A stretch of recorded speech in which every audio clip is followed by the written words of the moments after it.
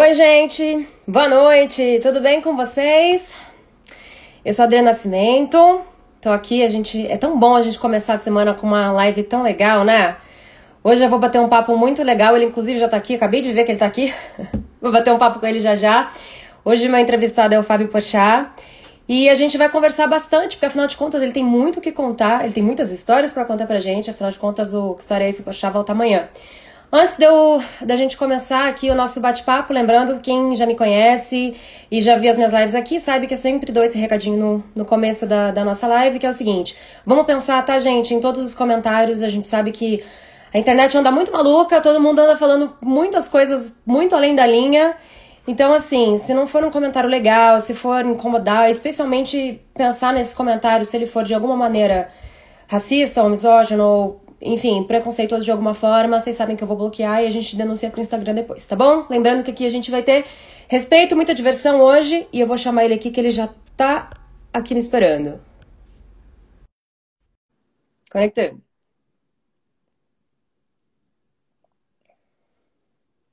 E ela! Olá, tudo Tudo bem? bem? Tudo certo. Boa noite. E Boa aí, noite. Porchat?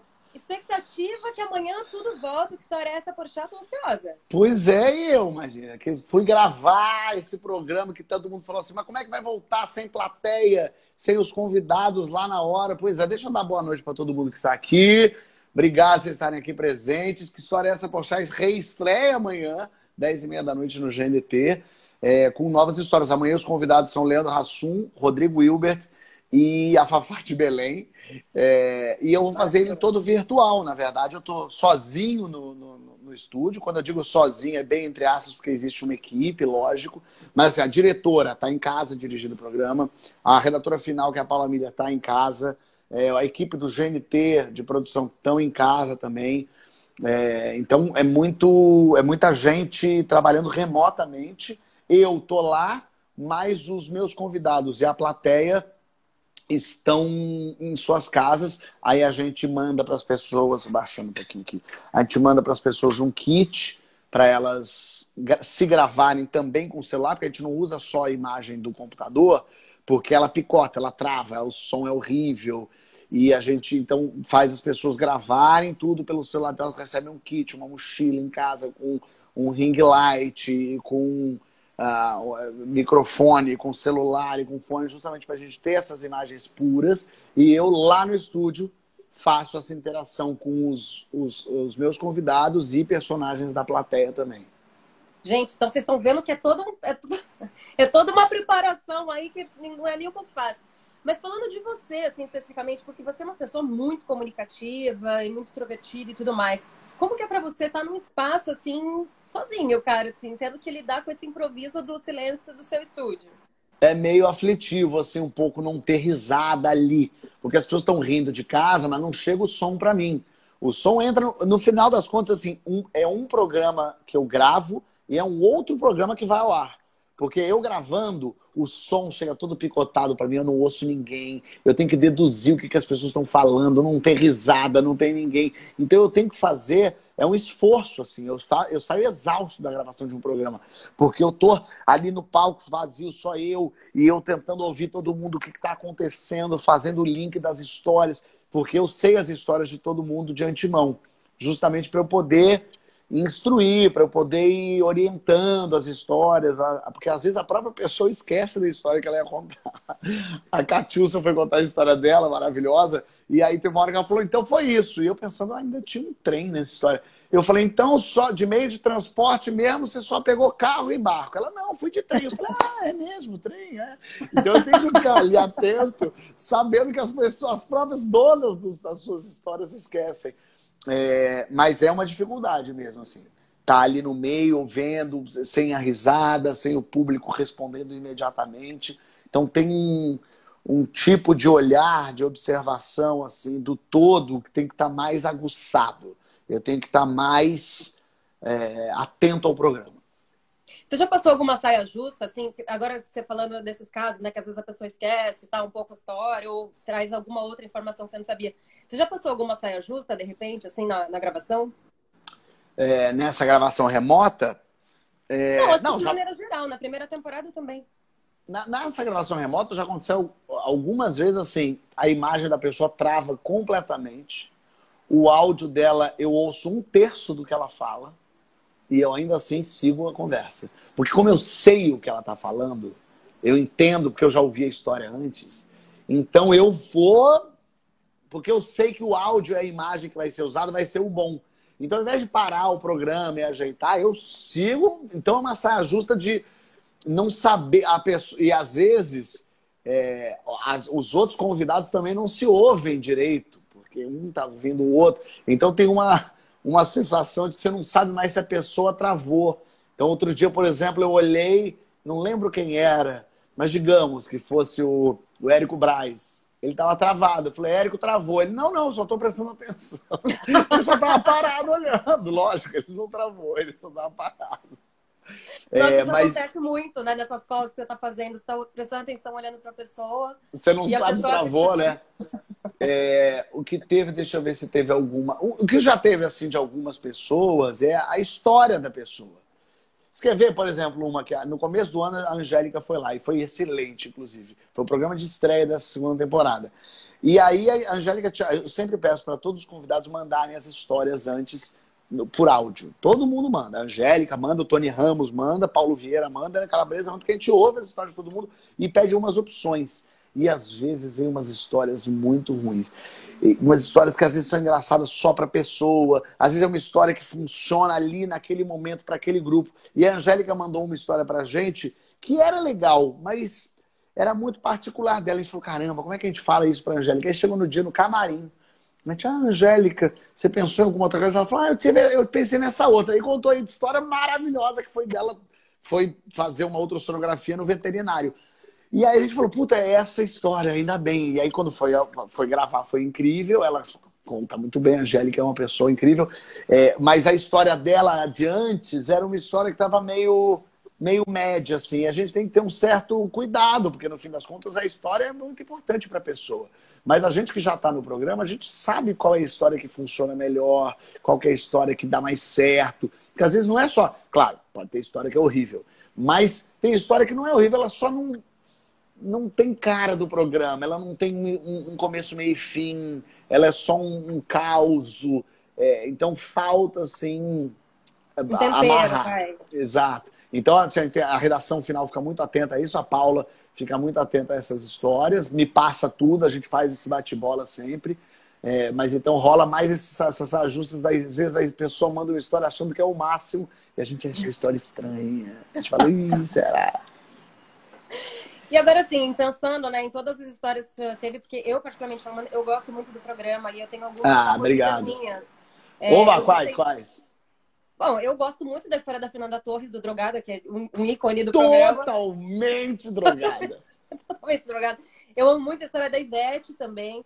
E eu amo muito a história do Paulo, que eu fiquei um pouco em choque dele falar da história, tipo, eu não sabia se eu apanhava ou se eu aguentava. Pra você, assim, teve alguma que marcou bastante nessa temporada? Cara, teve algumas, assim. Eu amo a história do Guilherme Weber. O programa do Guilherme Weber, que era Guilherme Weber, Joaquim Lopes, Rodrigo Santana, foi um programa muito legal. Ele era uma história, uma de terror, uma de sexo, uma de familiar. Falava sobre homofobia de um jeito legal. Foi um programa muito gostoso de estar ali e a história eu me diverti muito. A história do Kiko Mascarenhas é uma das histórias que eu acho mais engraçadas de todas, que é ele indo fazer cocô no vaso do sanitário que está no jardim da pessoa. Isso assim, eu acho um primor, é uma história engraçadíssima. A história do Lúcio Mauro Filho, eu acho que é uma das coisas mais lindas, porque é uma história que tem emoção, tem graça, tem humor, tem aventura, tem final feliz, envolve a família. Então, é uma história muito bem construída. O Lucinho é um contador de histórias nato, então ele construiu muito bem aquilo ali. A história da Ellen Roche eu amo. É muito louca, muito estranha. Ela fazendo o pé e vem um cara e começa a chupar o dedão do pé dela no meio do pedicure. Negócio de outro planeta. Como que é você recebendo esse tipo de informação?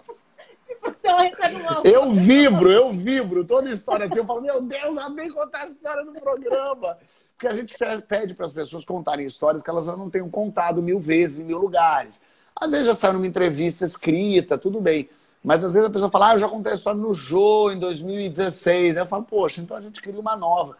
Para as pessoas ouvirem. Não. E volta e meia, fulano tem uma história. Conta a história, eu falo, eu já ouvi essa história antes. Não, ele disse que nunca contou. Eu falei, mas eu já ouvi essa história. E aí eu vou investigar. Já contou na Fátima Bernardes em 2015. Então tem umas... Eu tento ficar assim, prestando atenção se aquilo é meu radar para ver se a pessoa já contou ou não. Mas eu adoro quando as pessoas contam histórias esquisitíssimas. Não, eu amo também. Eu sou super a favor das histórias mais malucas possíveis. Inclusive, isso também é uma dúvida minha, porque eu fiz até uma entrevista na semana passada e eu abordei um pouco isso, na questão das pessoas anônimas, que você também traz para o programa. Como é que você faz essa curadoria no sentido, assim, de tipo, de saber que aquilo é a história da pessoa ou não cair numa fake news, de repente, sabe? Quando isso chega para você, assim? É um trabalho muito forte da pesquisa do programa. São pesquisadores muito legais, muito experientes, já com um know-how ali. A Paula Miller também, ela trabalhou em todos os programas da Regina Casé, de Brasil Legal, Esquenta. Então ela conhece histórias do povo, da galera. Então eles já estão acostumados com isso. Recebem os áudios das histórias, depois recebem as imagens das histórias, as pessoas contando as histórias no vídeo, para daí a gente ver. Porque assim, às vezes a história é incrível, mas a pessoa conta muito mal. A pessoa é tímida, a pessoa não sabe, a pessoa se repete. Então a gente precisa vê-la contando a história. Então eles recebem tudo isso, a produção conversa com a pessoa, fala dos detalhes, edita a história antes. Então todo o pessoal de roteiro fala, olha, às vezes a história da pessoa é assim, fui trocar o pneu do meu carro, descobri que estava sem step. Começa a pessoa falando assim, eu estava em casa, e aí estava com muita sede. E aí pensei, vou na cozinha. Aí a pessoa fica 10 minutos até sair de carro e o pneu furar. Aí você fala, esquece todo esse início, não precisa dele, já vai direto, daí eu entrei no carro. Então tem toda essa preocupação. Então, passando por todos esses trâmites, é mais difícil você ter uma história ali que seja uma mentira, uma invenção. Agora, ao mesmo tempo, ninguém quer provar a história, ela não está ganhando um prêmio. Então, assim, se ela contar uma história de mentira, mas que ela conte bem pra caramba, que seja engraçado, que pareça verdade, tá tudo bem. Mas a ideia não adianta mentir. Volta e meia, já teve convidado que falou assim, vou contar uma história de outra pessoa fingir que é minha. Eu falei, não vai dar certo. Não vai dar certo porque vai ter uma hora que a gente vai se envolvendo com a história e vai querer fazer umas perguntas e você não vai saber responder, porque a história não é sua. E o legal dessas histórias, quando acontece com a gente, são os detalhes. Porque eles falam, pera, mas você falou isso pra ele e ele respondeu o quê? Mas você tava como naquela hora? Se a história não é sua, você não sabe como, entendeu? Então, para poder responder as perguntas, a gente tem que ter vivido aquilo. Falaram que lembraram bem também aqui a história do Helder, a Grecinha Duarte falou, o Helder Rodrigues contou uma história maravilhosa também. De um modo geral, eu gosto muito, assim, seria mais assim, fácil falar quais são as histórias que você não gosta, porque tem 2 ou 3 que eu achei nada demais. O resto, eu gostei muito. Eu achei muito legal, assim. E as histórias dos anônimos, a Érica Ferro, minha amiga também está aqui passando, lembrou bem. Às vezes superam a dos convidados, dos famosos. Nessa temporada a gente está tendo, inclusive, pessoas da plateia virtual de outros países. Então a gente tem gente da Suíça contando história, gente do Canadá. Minha amiga Carol Zócoli, comediante, contou história. Rosana Herman contou história. Então, assim, tem uma plateia virtual que já não é nem mais de anônimos. O programa está indo tão bem, as pessoas estão querendo ouvir tantas histórias que já não está cabendo. A Carol Zócoli me contou, eu falei, Carol, já tem os 3 convidados, eu não consigo te colocar de convidado, mas eu quero muito ouvir sua história. A Carol Zócoli, com 10 anos, rendeu um bandido com uma escopeta na casa dela. Eu falei, você pode entrar com plateia virtual? Ela falou, lógico. A Rosana Herman, a mesma coisa. Eu falei, Rosana, tem que contar a história que ela já tinha me contado, que ela quase morreu na França, porque ela esqueceu que ela já estava com OB e botou outro. Então, o primeiro OB dela entrou e ela só foi trocando o segundo e ela teve ela quase morreu mesmo, porque infeccionou a porra toda. Então, assim, as histórias da plateia são bastante importantes para o programa. E agora, com o programa virtual, as histórias têm uma outra força ainda. Porque se elas forem mais ou menos, elas são ruins. elas têm que ser muito boas. Com certeza. E o que que muda, na verdade? Porque, assim, você teve esse bônus no sentido de poder integrar mais as pessoas, virtualmente falando, então você trouxe, né, pessoas de outros países e outras histórias. Mas o que que muda pra você, assim, tirando essa questão da estrutura, do estúdio vazio e tudo mais? O que que muda, assim, nessa segunda temporada? Eu acho que o que acontece por conta desse mundo virtual é que acho que tem uma coisa que a gente acaba tendo menos é a interação entre as pessoas, porque é mais difícil. Se a gente está falando aqui, uma outra pessoa fala, Fábio, o quê? Não, falou, outra também chamou. Então, essa interação entre todo mundo ao mesmo tempo não tem. O que é melhor para o programa, desse formato, porque senão vira uma confusão de áudio que é meio louco. Ao mesmo tempo, a gente consegue destrinchar um pouco mais as histórias, porque daí a pessoa tem a chance de contar a história dela ali, eu vou ouvindo, vou trabalhando essa história aqui. Então o programa está mais modular.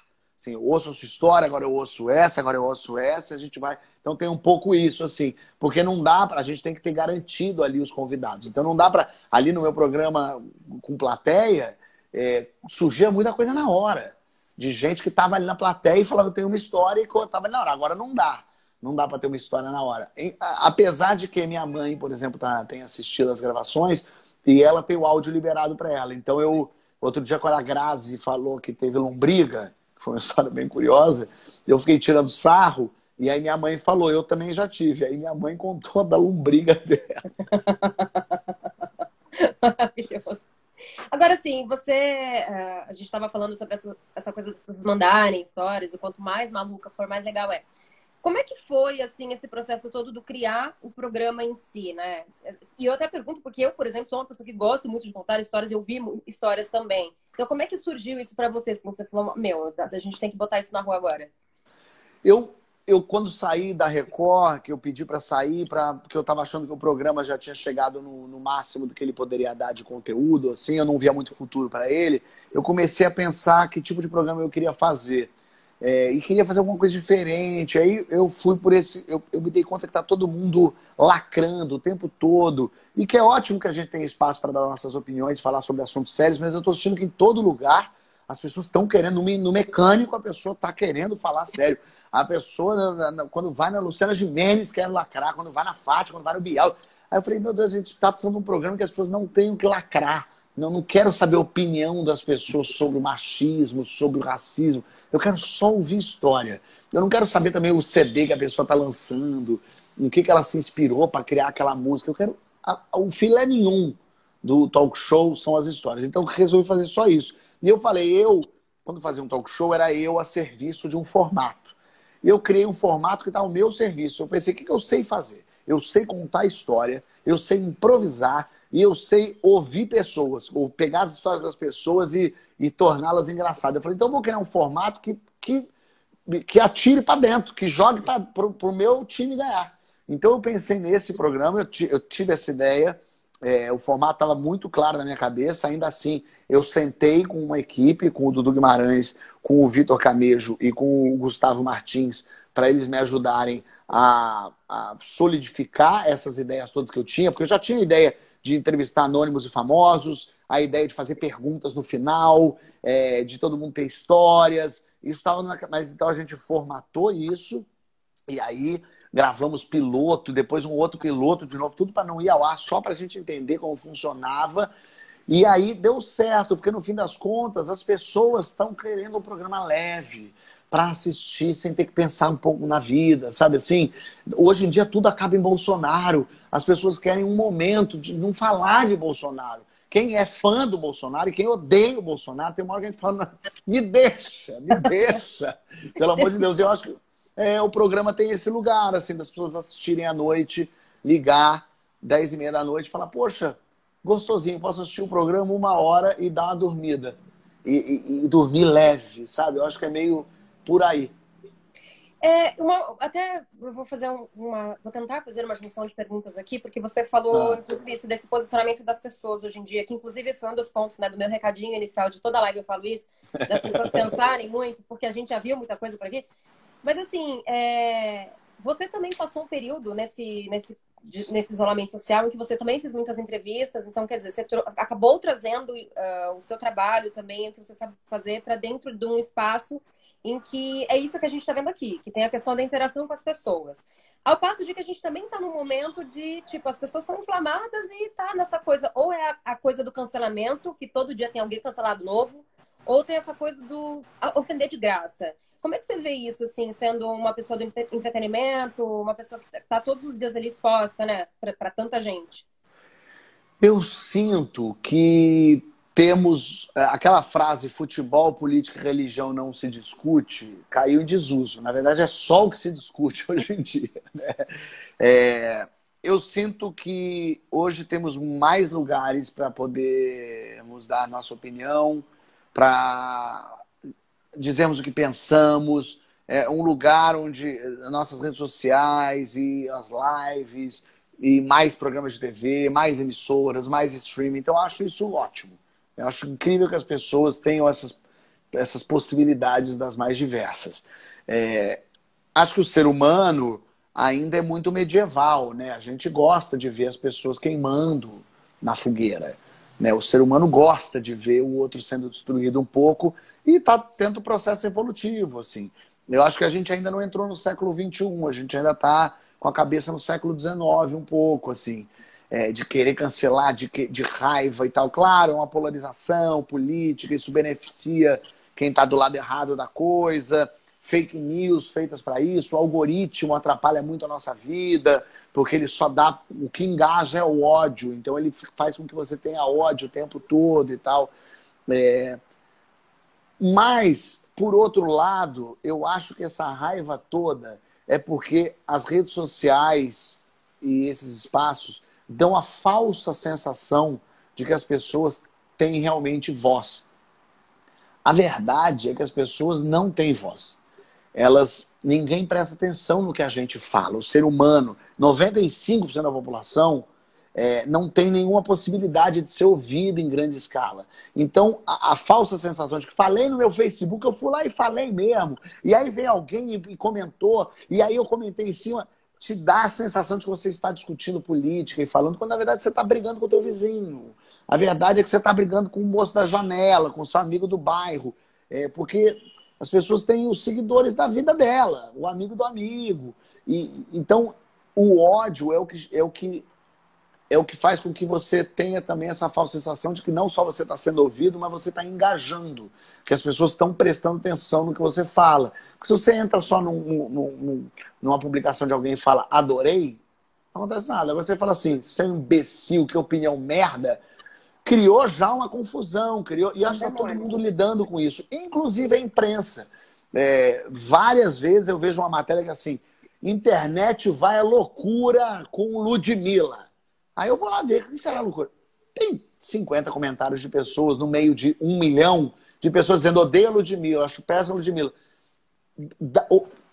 Então, assim, a verdade é que a internet não foi a loucura com a Ludmilla por um mau motivo. Foi a loucura pro bem, porque tá lá falando bem. Só que você consegue dar o viés que você quiser. Se a gente botar agora uma notícia que é assim, Dalai Lama doa $1 bilhão para crianças famintas. Vai ter alguém falando assim, até parece, faz isso para aparecer. Vai ter alguém que vai falar mal da doação do $1 bilhão do Dalai Lama para as crianças com fome.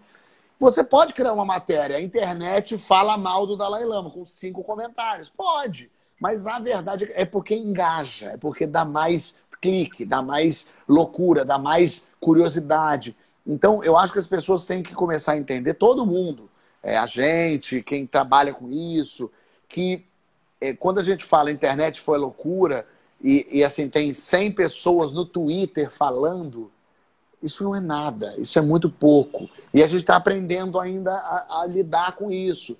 Só se fala nisso, só se fala agora, hoje, na sua bolha, na sua rede social. Ninguém mais lembra, ninguém mais fala, amanhã vai surgir outra coisa.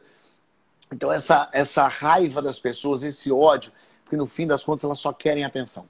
As pessoas querem ser notadas. As pessoas querem... das contas, como é que você pessoalmente lida com ódio assim, nas suas redes sociais? Porque eu imagino que você também receba. Acho que pelo menos 95% das pessoas que eu entrevistei aqui nesse período todo me falaram a mesma coisa. Especialmente nesse período de quarentena que está todo mundo meio inflamado demais, assim, né? As pessoas, elas têm ódio, têm notícias mentirosas, tem coisas curiosíssimas que falam a meu respeito e tal. É, eu, eu deixo, eu deixo. Eu Você não lembro se que um dia... incomoda? Não, minha mulher fica impressionada. Às vezes ela fala, como é que você consegue ler uma pessoa falando uma imbecilidade dessa e não ficar com ódio? Eu falo que eu tenho pena dessa pessoa, coitada. Ela tá tão... E veja bem, não é uma opinião discordante. Isso aí é outra história. Uma pessoa que não concorde comigo, que não... a pessoa não gosta do meu programa. Ué, tá ótimo, não tem importância nenhuma. Isso aí não... é outra história que eu tô falando aqui. É da pessoa que inventa, a pessoa que critica. Por exemplo, minha mulher passou pelada na minha live. E aí virou um assunto, virou uma loucura, coisa que eu Virou um achei assunto hilário. internacional, inclusive, Virou um né, amor? assunto internacional. E aí teve algum cara que postou um negócio dizendo que é absurdo, que vergonha, ser armado, ele faz... Aí começou a falar por que o Brasil está falando sobre esse assunto. E é engraçado que ele gravou um vídeo de 12 minutos dizendo por que no Brasil não devia falar sobre esse assunto. Então, ao invés dele falar sobre esse assunto, ele estava falando o que ele quer, que ele quer Engajando mais no assunto. atenção. Ele quer que eu fale, ele quer que eu brigue, ele quer que eu responda, ele quer atenção, as pessoas querem ser notadas. A verdade é que se todo mundo desse bom dia para as pessoas na rua, ninguém estava aqui atrapalhando a vida, porque as pessoas querem ser ouvidas. Se todo mundo ouvir 5 minutos a moça que alimenta pombo na praça, metade dos problemas do Brasil acabava, porque as pessoas iam se esvaziando. E eu gosto muito do... outro dia eu li isso, que é gente feliz não enche o saco. E é verdade. Gente feliz não enche o saco, porque a pessoa tem mais o que fazer na vida dela, tá curtindo, ela tá bem, ela tá tranquila. Quem enche o saco é gente triste, a gente que tá mal, amargurada. E essas pessoas, não adianta brigar com elas. Já aconteceu de gente que briga e você vai falar com a pessoa fala, adoro você, sou seu fã. Você fala, mas você tá brigando comigo? Ela só quer atenção. No fim das contas, as pessoas querem atenção, elas querem ser ouvidas. Então vamos ouvir as pessoas certas. E eu lembro que um dia eu fiz alguém publicar, falar alguma coisa ruim, eu retuitei a pessoa falando mal de mim e tal. E aí teve uma fã minha que falou assim, poxa, Fábio, eu tô aqui todo dia falando um monte de coisa boa pra você. Um cara vem, te xinga, você retuita ele. Aí eu falei, olha, é verdade, você vê que engraçado? Assim, as pessoas que estão bem, falando, que legal, que bacana, a gente não engaja, o amor não engaja. O que engaja é o ódio. Essa que é a tristeza. Por isso que Jesus é um cara revolucionário, porque ele fez as pessoas engajarem no amor. É que hoje o fã-clube de Jesus não entende mais nada do que ele falou. Mas, mas a verdade é que fodão era Jesus que fez as pessoas se engajarem no amor. Agora, falando um pouco, né? Já que você tocou no assunto dessa famigerada live que gerou tanta repercussão, cara, como é que foi pra você, assim? Porque você tava falando um assunto super sério, você tava conversando com bolos e tudo mais, e como é que isso impacta pra você diante de, tipo, você tava dentro de uma entrevista e aconteceu, e cai dentro da história do saia justa que eu falei lá no começo da conversa, né? Na verdade, minha mulher já tinha passado pelada algumas vezes, já em outras lives. Só que o que acontecia é que quando eu sentia que ela vinha, eu me debruçava para frente, porque daí o meu corpo tampava a parte dela. Só que nessa hora ela não sabia, eu não tinha combinado com ela. Eu só sabia que ela vinha passar, eu fazia isso. Eu via que ela ia passar, eu ia para frente. Ela veio. Quando ela veio, já foi tarde demais para mim. Eu tava num papo super sério, o Boulos falando, não tinha como impedir. Ele Eu perdeu fiquei até a quietinho, só concentração. veio... O meu olhinho foi ali, eu só pensei, se ninguém falar nada, eu vou seguir aqui. Mas o Boulos viu uma mulher pelada passando e ele, logicamente, comentou rindo. Eu gostei, depois a gente reassistiu o vídeo, eu e ela. A gente riu de todo mundo. A gente riu da minha reação, da reação do Boulos, dela falando.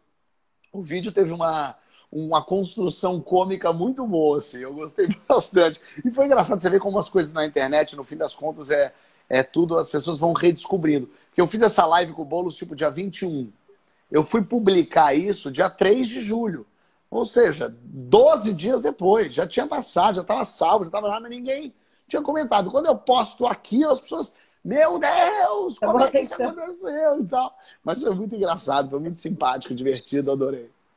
Não, foi super divertido. E aí, agora assim, né? Falando inclusive dessas entrevistas que você fez nesse período, né? Como é que você pensou em criar isso para o seu canal, né? Ou foi realmente uma coisa tipo, tô nesse período em casa, vou tentar construir algo a mais, um conteúdo a mais para as pessoas. Como é que foi assim, esse período de entrevistas que você fez?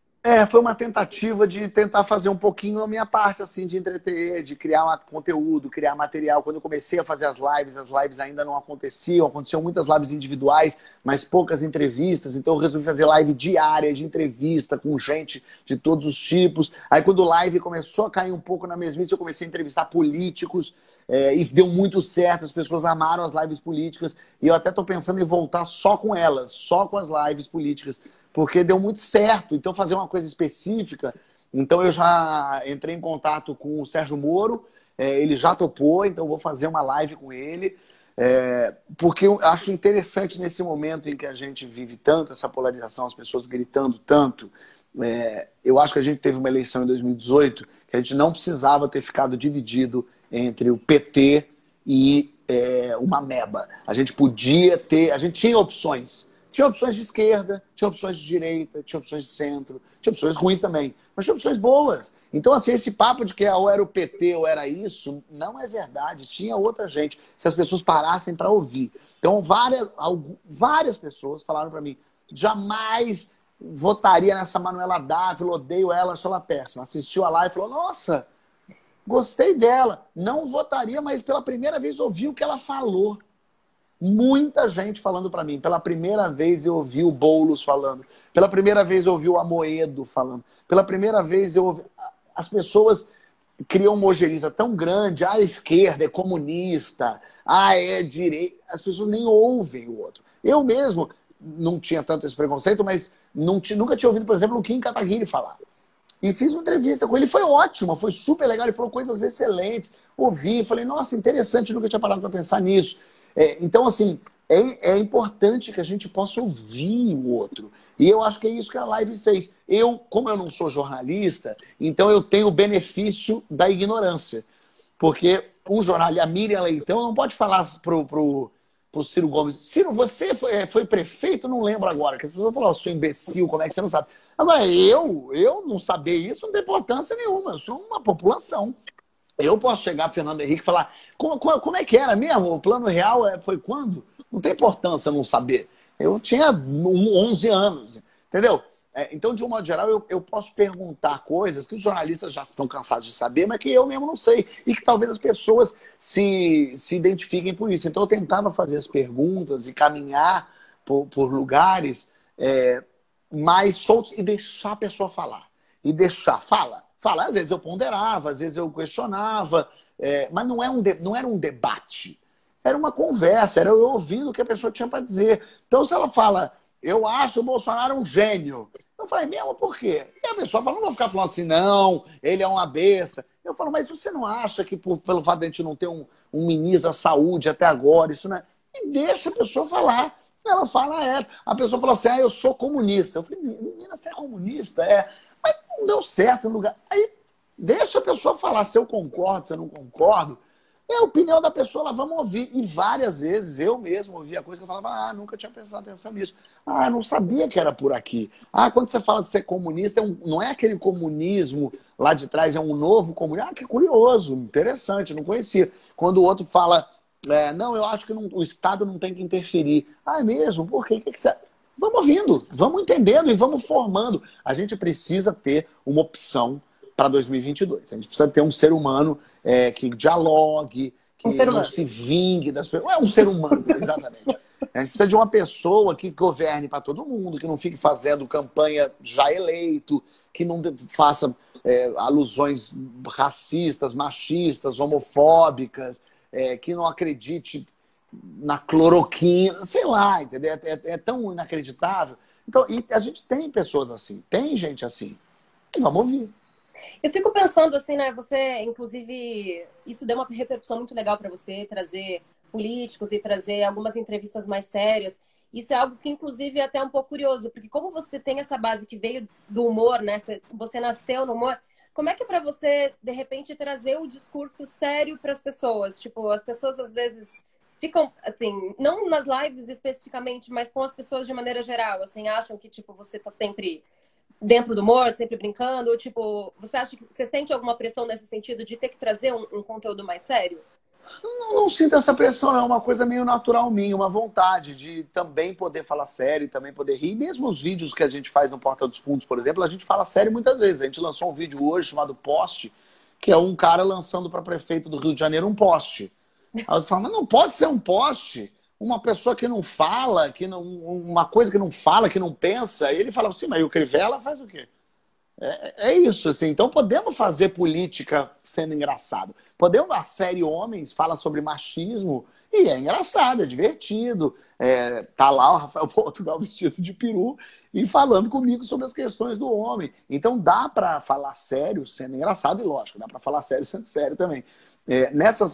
Nas lives, eu tento botar ali o meu humor, de alguma forma, deixar mais leve a conversa, porque esse sou eu. Então, acho importante que a gente possa levar para o humor a política. Quando alguém fala assim, você não tem que ficar falando as coisas sérias, tem que fazer graça. Mas, hoje em dia, fazer comédia é política. Foi fazendo uma comédia que jogaram 2 bombas na minha produtora. Houve um atentado terrorista fazendo comédia. Então é assim. Comédia é um negócio sério. É tão sério que as pessoas se ofendem. Não, total. E, inclusive, assim, quando vocês vão... a maior parte do conteúdo que vocês vão criar, mesmo no Porta, ou tudo que você pensa hoje em dia, tipo, dentro desse roteiro. Obviamente não no Que História é Essa, que você já disse pra gente que é um lado mais leve seu. Mas em todos os seus programas, você, desde que isso aconteceu, como é que isso impactou para vocês? Vocês pensam agora justamente nesse cunho, sempre de trazer um cunho mais sério dentro da piada? Por conta não, acho que isso já vinha. Viram? Não, isso já vinha. O Porta já vinha fazendo, a gente já fez vídeos, a gente já fez parceria com a ONU, já fez vídeos sobre racismo, sobre machismo, sobre religião, gente maluca, religiosa. A gente já fez piada. Na verdade, a gente fez piada com tudo. Quando alguém fala pra mim assim, quero ver fazer piada com muçulmano. A gente já fez. Tem piada com muçulmano. Tem piada com terrorista muçulmano. Quando fala assim, mas falaram de Jesus gay. Eu fiz um vídeo que eu faço um terrorista muçulmano gay. Não teve problema com ninguém. Então, assim, a gente já fez piada com ateu. Eu já escrevi piada para ateu, sacaneando ateu. Então, a gente já brincou com todos os lados, de todos os jeitos, de todas as formas. E sempre levando muito a sério essa coisa de bater no opressor e não no oprimido. De rir de quem bate, não de quem apanha. Quem apanha está cansado já.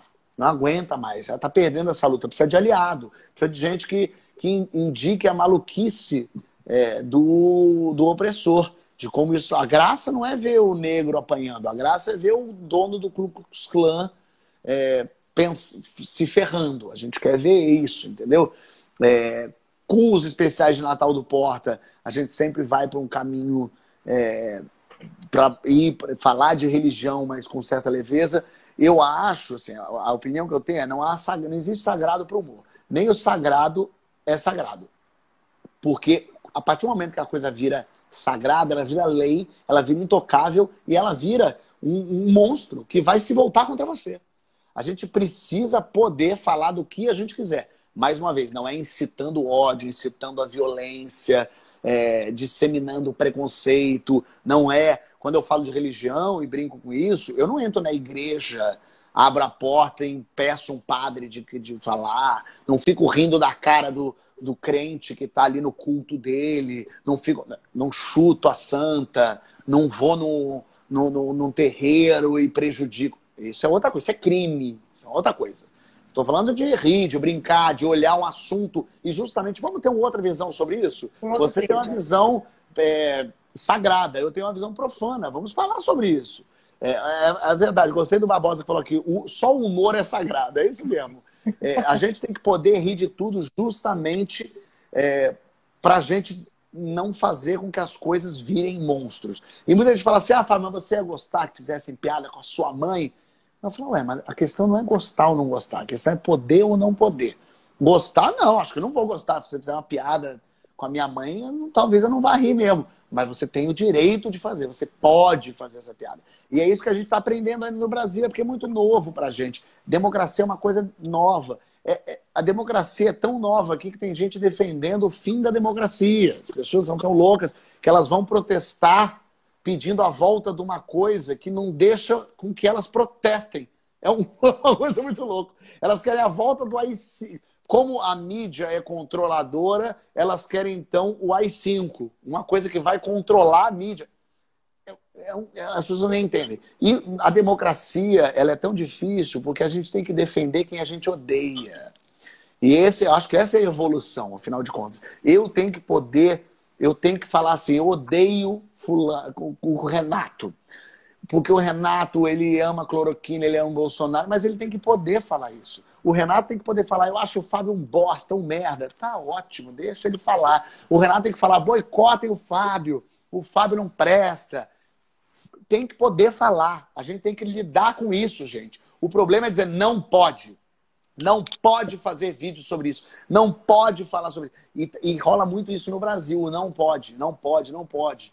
E isso é que é perigoso. Isso é que acaba acontecendo. A gente tem que deixar acontecer. As pessoas falam, mas pode fazer piada com tudo? Pode fazer. Mas pode fazer piada com preto? Pode fazer piada com preto, com gay, com branco, com mulher, com aleijado, com todo mundo pode. O negócio é que tipo de piada você quer fazer, de que lado você quer estar nessa luta, que tipo de artista você é, que tipo de olhar você tem sobre a sociedade hoje. Como você traz isso, né? Especialmente exato, assim. Eu quero fazer piada hoje reforçando o racismo.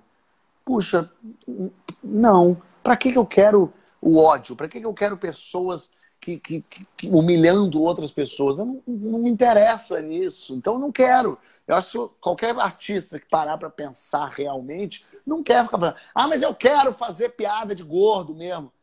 Faz. É só triste. É só triste.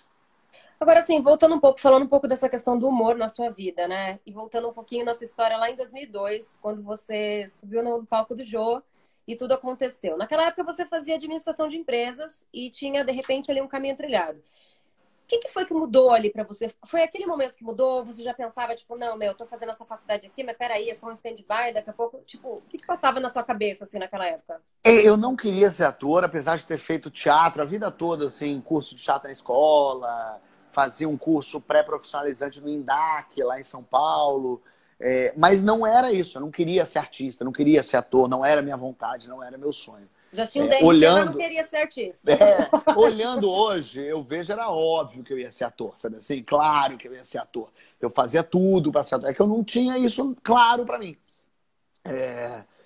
Quando eu vou ali no Jô e faço aqui, subo no palco e falo aquilo, eu vejo as pessoas, eu vejo uma plateia rindo de mim. Eu vejo o Jô rindo, o Bira rindo. E ali eu vi e falei, cara, mais do que ser ator, eu quero isso da vida. Eu quero fazer as pessoas rirem. Na hora foi isso que me veio. Eu falei, eu quero pro resto da minha vida ficar fazendo as pessoas darem risada. E ali essa foi a ficha que me caiu na hora. E aí eu larguei tudo, fui pro Rio para ser ator. Aí fiz escola de teatro, me formei na Cal, 4 anos ali. E aí fui escrever, aí também comecei a fazer peça. E aí a coisa começou a andar. Mas naquele momento foi quando eu me dei conta que eu queria fazer as pessoas darem risada. Que eu conseguia. Eu tinha essa possibilidade. Eu tenho isso em mim. Eu sei que eu faço uma conjunção de palavras que juntas as pessoas dão risada. Então foi isso que me veio naquele momento. Você pode dizer então que de repente foi uma insegurança que você tinha? Que na verdade você queria, você só não queria admitir? Não era insegurança. Não, acho que era... falta de atenção. Eu não parei para pensar, não era medo, não era nada. É quando eu me dei conta, é isso que eu quero fazer. Larguei tudo e fui fazer. Era só porque eu não estava olhando para isso, sei lá. É por isso que como é importante que a gente tenha a cabeça aberta, as possibilidades todas abertas, justamente para a gente poder fazer o que gosta, gostar do que faz, poder ir por um caminho que é o caminho que você sabe fazer melhor, né? No fim das contas, é isso. Se a gente tivesse pessoas todas direcionadas para suas potências, a gente tinha uma sociedade mais feliz. E gente feliz não enche o saco. Então, no fim das contas, as pessoas precisam... eu vejo hoje, eu com 19 anos descobri o que eu queria da minha vida. Falei, caramba, que difícil é para pessoas que não sabem o que querem da vida. Que difícil é para... Eu não estou aqui dizendo as pessoas que não têm chance, não estou nem entrando no mérito de que é muito fácil para mim, homem branco, hétero, cis, privilegiado, poder querer fazer o que eu quero. Eu tenho noção dos meus privilégios. Mas eu estou falando assim de... digamos que tivéssemos um mundo todo perfeito, onde a meritocracia realmente existisse. que as pessoas possam descobrir no que elas são boas mesmo. No que elas podem dedicar a vida toda para contribuir para a sociedade, para o outro, para o próximo, para o país. Assim, achar isso é muito mágico mesmo. Porque tem gente que gosta, tem tesão de fazer contabilidade de empresa. Tem gente que gosta disso. Eu acho a maluquice. Tem gente que opera recém-nascido e acha isso lindo. Eu falo, Deus me livre. Pegar uma criança e abrir ela no meio. Eu também. Então, minha irmã é médica, eu falo, gente, eu jamais faria isso. Mas graças a Deus que a gente tem essas pessoas, porque senão a gente não estava aqui. Então, assim, que bom a gente poder ter as pessoas trabalhando em sua potência máxima. Felizes, dedicadas, com vontade, e aí seria lindo se essas pessoas pudessem se dedicar a isso, sem ter que se preocupar em sustentar 15 filhos, e pai e mãe, e não ter água, e não ter esgoto, e ainda sofrer com racismo, e ainda apanhar do marido, e ainda ter... Aí a gente ainda entra em tudo isso. Então, quando muita gente fala pra mim assim, Fábio, como é que é fazer humor no corona? Eu falei, gente, o corona é a cereja do bolo do demônio, porque no Brasil morre 70 mil pessoas, homicídios por ano, uma mulher estuprada a cada 3 minutos, morre a polícia que mais morre, a polícia que mais mata. A gente já fazia humor para essa desgraça que é o Brasil. Agora o corona ele só evidenciou tudo isso.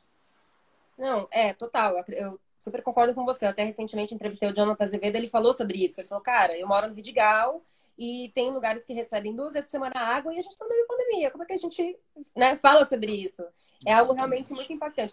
Agora, só voltando um pouco, né? Você falou sobre essa coisa do você se encontrar, e que legal que você se encontrou ali com seus 19 anos. E hoje você, enfim, é um dos ícones do humor, assim, no Brasil. Todo mundo gosta muito de você, conhece muito bem o seu trabalho. Como é que é hoje para você ser esse ícone para as pessoas e ser um ponto ali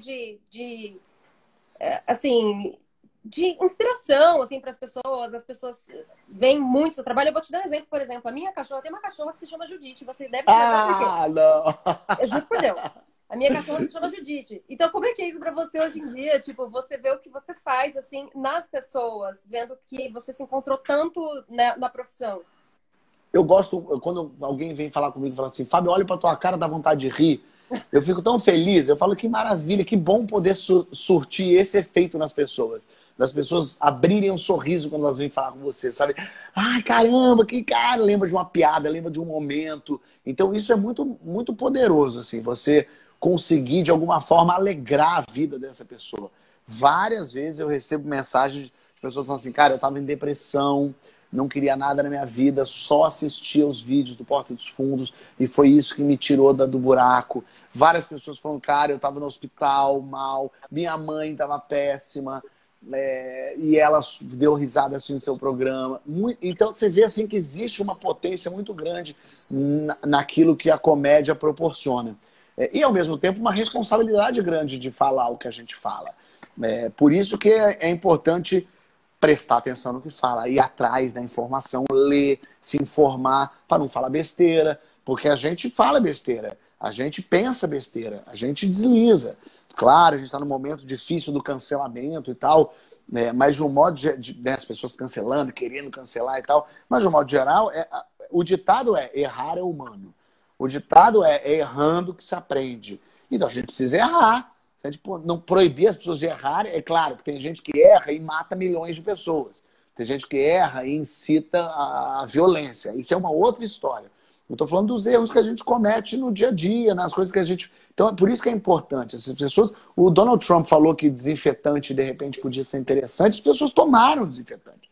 Tem gente que tomou desinfetante. Então, as pessoas ouvem, as pessoas fazem, as pessoas estão desesperadas. O Brasil é um país de muita gente sem educação. E sem educação, volto a falar, não é só saber ler e escrever. Isso, lógico, também é educação. E a gente está num país de letrados, de gente que escreve apenas o próprio nome. Mas a gente está num país de falta de educação, de respeitar o outro, de ouvir o outro, de discordar do outro, de não ficar xingando o outro.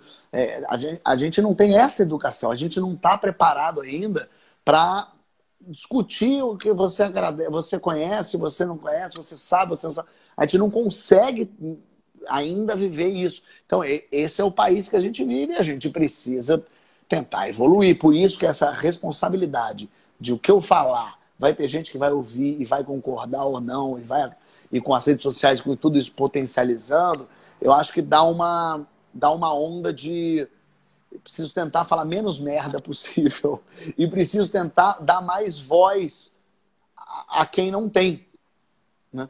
Claro. E assim, pensando em tudo isso que você falou, e pensando que você também trabalha com humor, e, enfim, deve ter passado milhões de situações na sua vida. Qual foi o momento mais difícil, assim, para você até hoje? Porque quando a gente fala de humor, por exemplo, a gente sempre fala das situações de leveza, das histórias engraçadas e tudo mais, mas as pessoas também esquecem, né? Esses dias eu estava entrevistando uma pessoa, a pessoa falou, cara, quem tá... Foi até o Vitor Clay, foi na sexta-feira passada, ele falou, às vezes a pessoa que tá falando aquela besteira toda não tá vendo no olhar da pessoa que tá recebendo, tipo, como ela fica triste. Então, tipo, o que foi mais difícil para você, assim, até hoje, nesse cenário, assim, que você mencionou? Eu acho que o mais difícil foram as 2 bombas que foram jogadas na noite de Natal no Porta dos Fundos, porque daí foi um ataque terrorista mesmo, e ver pessoas falando bem feito, tinha que ter matado. Porque é muito louco, né? Assim, a pessoa ficou ofendida porque brincaram com Jesus, então por isso ela quer que joguem bomba e matem pessoas, que é a última coisa que Jesus falaria com alguém, né? Então, assim, naquele momento, quando eu não estava aqui, eu estava viajando, eu estava de férias no México, e depois eu fui direto para Los Angeles, que eu fiquei 2 meses estudando lá. Então eu não vivi esse momento aqui, eu vivi de longe. Então eu não tive medo, porque eu não estava aqui, então eu não corri um risco real da minha vida aqui. Mas Mas é eu um vi os sentimento meus de amigos impotência também, né? De aqui, você não estar aqui. sentimento de impotência, do governo não falar nada. As pessoas não falaram nada sobre isso, do caso não ser solucionado, de pessoas, de líderes religiosos falando é isso mesmo. Então ali foi um momento bem duro de perceber para onde o país está caminhando. Você chegou a Que pensar em algum lugar é momento na esse? sua vida, tipo, não quero mais fazer isso? Assim, não especificamente nesse episódio, mas em algum momento de falar, meu, não dá, as pessoas são muito malucas. Não dá em que sentido? De desistir, de ir embora? De falar, meu, eu não quero mais fazer isso porque eu não É consigo que se eu não lidar. fizer mais isso, eu viro um mendigo. Eu só sei fazer isso. É o que eu amo e o que eu sei fazer. Mas, não, nunca pensei em desistir, não. Até porque a verdade é que barulhenta é a minoria. Essa gente maluca é porque gritam alto, falam, jogam bomba. Mas a maioria esmagadora adora, ama, ri, se diverte, entende. Se vê uma coisa que não gosta, fala, não gostei. A gente lançou o especial de Natal dia 3 de dezembro. Eu fiquei aqui no Brasil até dia 21 e aí viajei. De dia 3 de dezembro a 21, eu andava na rua, eu ia com meu carro, saía, andava até o metrô, ia até a praça. Ninguém me bateu, me gritou, me falou mal. Para não dizer que ninguém falou mal, uma mulher, eu na fila do aeroporto para pegar o táxi, uma mulher passou por mim e falou assim, aquele seu vídeo lá, não gostei não, hein? E foi embora. Foi a única coisa que aconteceu.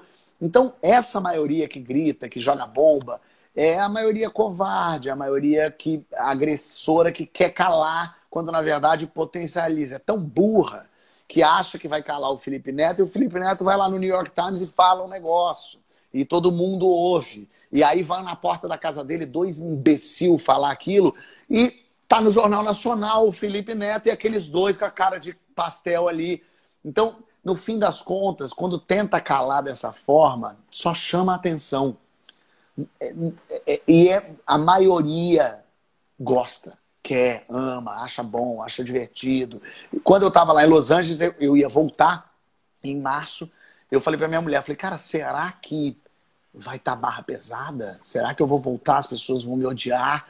Será que eu vou voltar e vou ter que andar com escolta? Será que vou voltar e vão me agredir na rua? Ela falou, será? Eu falei, não é possível, gente. Quando eu volto, ao contrário, as pessoas, Fábio, adoro teu programa, Fábio, muito engraçado. As pessoas pedindo foto, autógrafo, criança vindo falar, velho, adulto, todo mundo. No fim, a maioria, ela quer paz, sossego e tranquilidade. Quem quer confusão é gente que é pouca e que acha que vai calar alguém. Só que não estamos mais em 1968, a gente está em 2020 e as pessoas não vão se calar. Com certeza. E agora sim, você, né? Você estava falando agora há pouco que, se eu não fizer isso da minha vida, eu não faço mais nada porque é a única coisa que eu sei fazer. Nesse período, assim, da 49, né? Você também ficou produzindo, gravou o programa e tudo mais. Mas em algum momento, como é que isso te afetou de alguma forma, pessoalmente falando? E como é que você passou, assim, esse período? Algum período que você ficou mais em casa, assim? Como é que foi pra você? Cara, eu nunca fico em casa, porque eu tô o tempo todo trabalhando, tô sempre em algum lugar, tô gravando. Então, pela primeira vez, acho que, sei lá, desde que eu sou adolescente, que eu tô em casa. Que eu tô assim, acordo em casa, fico em casa, almoço. Imagina almoçar em casa. Um Eu não luxo. almoço em casa uma quarta-feira, sei lá. Então, fiquei aqui cuidando da casa, vendo, regando minhas plantinhas, arrumando. Ainda hoje mesmo, hoje eu estava aqui no escritório, eu falei, vou trocar esse sofá de lugar. Botei o sofá para outro lado, botei a mesa para cá, meu escritório. Eu falei, meu Deus, como é que eu não usei ele dessa forma desde o início? Eu tô apaixonado pelo lugar que já estava aqui, eu nunca tinha usado. Esse escritório aqui eu não usava nunca, nunca estava aqui. Então, nesse sentido, tem sido muito interessante esse momento. É claro que eu estou falando aqui sem falar de 100 mil mortes, não vou entrar nesse mérito, que é lógico, a Claro. pandemia é um horror, é coisa horrível, tá todo mundo falindo, é uma coisa péssima. Mas pensando assim, no que transformou, no que está virando, assim, o valor que você dá mais para as relações pessoais, o olhar que você tem. Eu e minha mulher nos fechamos nessa nossa bolha aqui em casa e como a gente se deu bem, como esse amor e esse carinho ficaram mais fortes, esses laços se deram muito, a chance de poder deitar na rede que eu tenho na minha casa e ver um filme. Então essas coisas todas foram dando uma outra perspectiva, um outro lugar. Agora, eu nunca tive problema para dormir na minha vida, eu durmo muito fácil. Eu demoro mais a dormir, nessa pandemia tá me dando mais... Eu deito no Todo travesseiro, eu fico mundo, né? enrolando um pouco, uma coisa esquisita. Eu ler, eu adoro ler, eu tenho um monte de livro, eu leio rápido, eu sou um leitor rápido. Tá difícil, tô encasquetando com alguns livros, eu desconcentro. Para escrever especial de Natal novo do Porta, que eu escrevi agora, em março, eu falei, pô, maravilha, vou ficar em casa, em um mês eu escrevo. Março, abril, maio, não vinha ideia, não vinha nada, eu tentando, não acontecia nada. Junho, aí falando, meu Deus, e agora? E aí veio uma ideia, aí em julho eu escrevi. Mas assim, coisas que eu faria com muito mais facilidade, não tá vindo. A concentração tá difícil. Você também não chegou, tipo, pensar, sei lá. Teve muita gente que fez isso, né? Tipo, vou treinar em casa, vou fazer, sei lá, dieta, vou fazer uma coisa diferente. Você não teve Não, nenhuma atividade. diferente, nada específico. Eu estou fazendo exercício, eu corro na rua e faço aqui, pulo corda aqui em casa também. Minha mulher faz os exercícios também, com elásticos e Vocês fazem afins. juntos? Eu tenho o meu ritmo, eu tento fazer. Ela volta e me faz comigo, faz comigo. Aí, de vez em quando, muito de vez em quando eu faço com ela. Mas eu gosto de fazer as coisas meio malucas, do meu jeito, então eu faço. Mas tenho feito uns cursos, assistindo muito filme. Eu tô assistindo muito filme antigo, reassistindo filmes que eu já assisti, clássicos do cinema e tal, assistindo série. Então eu tenho uma listinha dos filmes todos que eu tô assistindo. Então eu peguei na minha lista assim, o que tem no Sky Play? Aí fiz tudo, o que tem no Sky Play. Agora o que tem no Netflix? Tudo que tem. O que tem no Telecine Play? Aí fiz Telecine Play. O que tem no Belas Artes? Cine Petra Belas Artes. Anotei tudo. Aí eu tenho a lista dos filmes, eu falo pra minha mulher, hoje vamos ver o quê? Aí eu pego. Então a gente já assistiu de Tutsi até Taxi Driver, até outro dia a gente assistiu Bons Meninos, um filme novo, Mil Casamentos. Eu fui assistindo de tudo um pouco, eu vou pegando com a minha mulher pra gente revendo, assistindo. Então eu já devo ter assistido uns 100 filmes nessa quarentena. Amém. Fábio, eu queria ficar conversando aqui com você mais 3 horas, porque o nosso papo tá incrível. Amei a atividade, amei Pois tudo que você é. falou. Eu, inclusive, tô ansiosa para o programa amanhã, vou super assistir. Pois é, para o pessoal todo saber que amanhã, 10h30 da noite, que história é essa postar no GNT? Agora os programas inéditos. Isso, tô Então, ansiosíssima. para o Todo mundo pessoal amanhã. assistir amanhã, estreia com Leandro Hassum, Rodrigo Hilbert Fafá de Belém. Tá muito legal. O programa vai ter, ao longo dessa temporada, toda terça-feira, 10h30, reprise e tal, mas toda terça é um programa inédito. Vai ter ainda, tem Alexandre Nero, tem Antônio Fagundes contando história, tem Emicida contando história, tem muita gente boa, tá muito divertido. Pessoal que tá aqui, hoje tem Papo de Segunda, 10h30 da noite no GNT, então sintonize aí que já já vai ter. Hoje o Otávio Miller é o meu convidado, Tami Miranda vai ser convidado também. Então vai ser um programa bem legal. Obrigado pelo espaço, obrigado a quem. Imagina. Contem comigo sempre que puder. Tô aqui. Eu amei muito o nosso papo, agradeço demais. Eu realmente queria ficar mais tempo aqui, mas infelizmente a gente tem que encerrar. Não sei se você quer dar algum recado final, quer mandar algum beijo pro pessoal. Não, mandar beijo pro pessoal que tá aqui. Obrigado, Érica Ferro, que sempre assiste as lives, o pessoal, a Efigênia mandando salva a live, Ivanilde, adorei te ouvir, Marisa Cunha mandando beijos, Carmen mandando oi, pessoal todo falando, ó, cada vez, amo que história é essa, vejo umas 6 vezes, o Ju Molior aqui, a Lucindo, Belucindo, adoro o programa. Então, agradecer a todo mundo que está participando aqui. Um beijo, boa noite para todo mundo. Valeu. Obrigada, gente. Um beijo para vocês. Continuem na Quem, que a gente vai ter algumas outras entrevistas aí pela semana. E, Fábio, obrigada de novo pela entrevista pra gente. Tamo junto. Valeu. Obrigada, gente. Boa noite.